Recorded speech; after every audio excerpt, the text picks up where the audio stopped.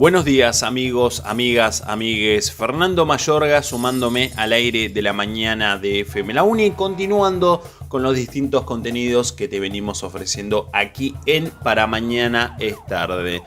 Y llegó el día miércoles y con este día llega Conurbano Icónico, esta nueva sección para Mañana es Tarde que hemos creado sobre historias de lugares, de personajes y de todo lo que te puedas imaginar que ocurre en nuestro conurbano bonaerense.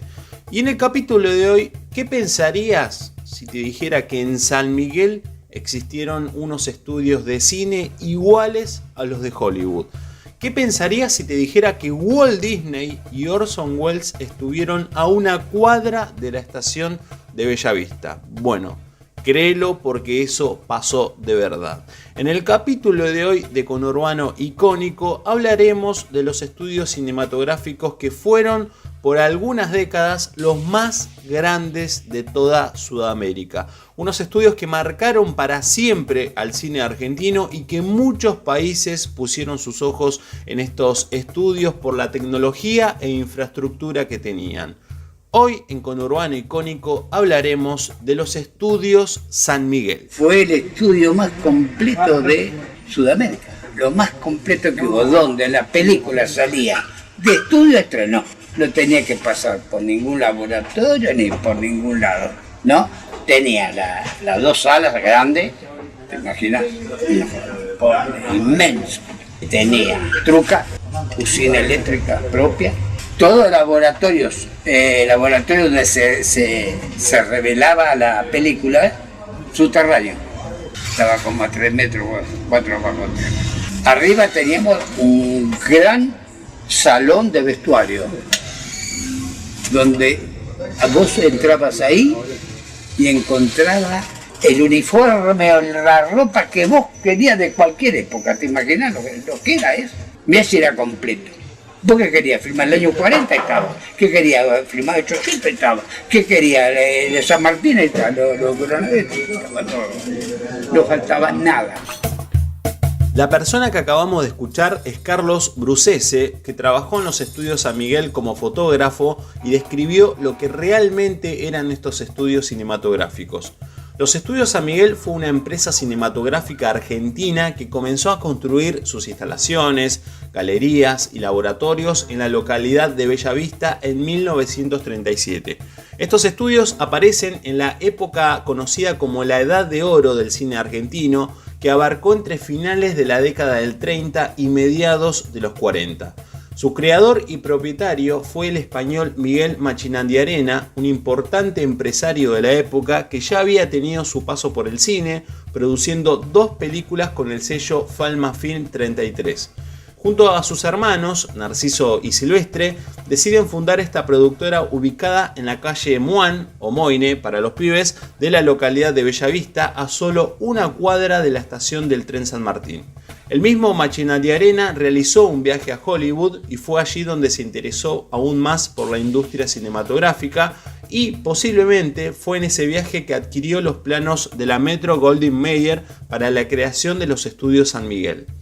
La importancia de estos estudios no solo era por la cantidad y calidad de sus producciones que se realizaron, sino también por las dimensiones de sus instalaciones y por los equipos de última tecnología de la época y que eran traídos desde los Estados Unidos. Inclusive algunos de estos equipos fueron comprados a la Warner Brothers. Las dimensiones de estos estudios ocupaban desde la actual calle Moine hasta la calle Zurdó. Eran en total unas 6 manzanas que ocupaban de Bellavista estos estudios. No eran los únicos estudios de cine que existían en el país, porque estamos hablando de los años donde el cine argentino estaba en su apogeo, pero sí se diferenciaba mucho del resto. Esto lo explica mejor el historiador Alfredo Sayús, que también es coautor del libro Historias en General Sarmiento y ha participado de otros trabajos sobre los estudios San Miguel. Lo escuchamos. Y la característica que tiene Estudio San Miguel es que es el único estudio que la producción de películas era integral, es decir, comenzaba con el guión y terminaba en la sala de los cines. Los otros estudios tenían que tercerizar algunas actividades, la postproducción, Estudios San Miguel hacía todo. Y imagínate vos que para 1945 Estudios San Miguel tenía una planta permanente de 700 personas, sumados al personal eventual, pero la planta permanente eran 700 personas.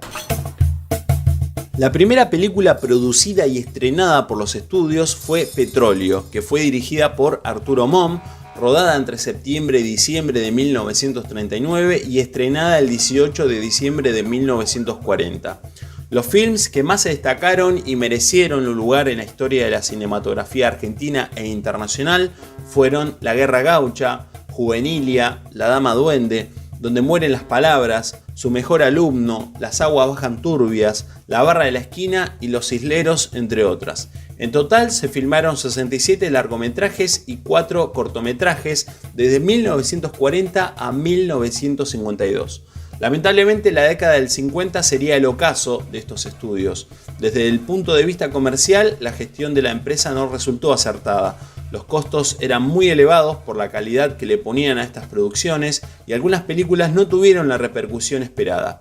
Pero para saber bien el trasfondo del final de los estudios San Miguel, escuchemos al historiador Alfredo Sayús, que nos cuenta una historia donde está involucrado Hollywood, Disney y Orson Welles. Lo escuchamos. Lo que pasa que la propuesta que tenía Estudio Cinematográfico San Miguel era hacer una producción no solo nacional, sino también llevarla a distintos países del mundo. Por eso en el artículo del libro justamente ponemos esta idea de Hollywood, porque Estudio San Miguel se cae, o sea, cierra justamente por presiones de Hollywood. Hay acá una historia bastante interesante, que es cuando viene Walt Disney aquí a la Argentina. Digamos que la historia oficial dice que viene para contactarse con Florencio Molina Campos, llevarlo para que haga los dibujos para las 2 películas que Molina Campos dibuja en Estados Unidos, pero en realidad él viene enviado por el presidente Roosevelt directamente a decirle a los estudios en Argentina, y especialmente Estudios San Miguel, que no le iban a vender más película virgen.